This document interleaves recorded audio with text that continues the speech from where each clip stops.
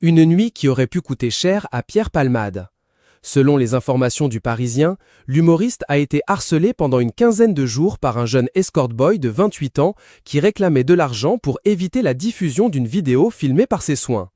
Le jeune homme vient d'être arrêté par la police et il sera jugé en avril pour chantage. Il est pour le moment placé sous contrôle judiciaire. Quelques semaines plus tôt, Pierre Palmade rencontre un jeune homme qui se fait appeler Haroun sur une application de rencontre.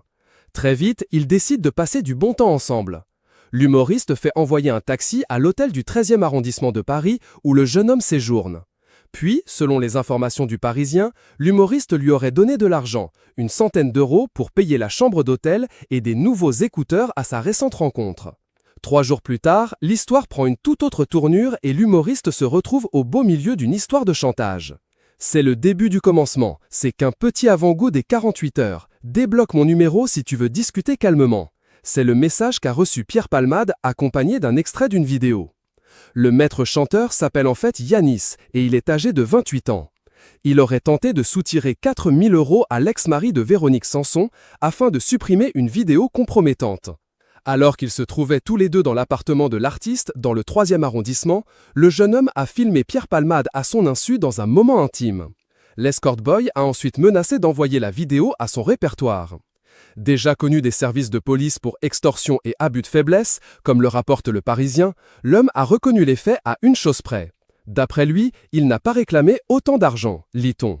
L'histoire du chantage serait rapidement remontée aux oreilles de l'ancienne épouse de Pierre Palmade, Véronique Sanson.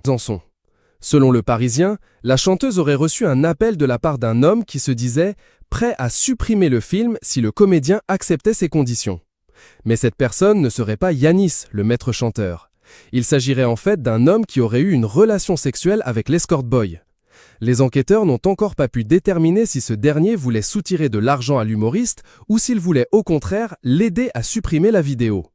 Prévenu par son ex-femme, l'humoriste a décidé de ne pas céder à ces différents chantages et a prévenu la police. Après plusieurs recherches pour tenter de tracer le présumé coupable, la police a fini par réussir à la géolocaliser en retrouvant le numéro de téléphone qu'il utilisait.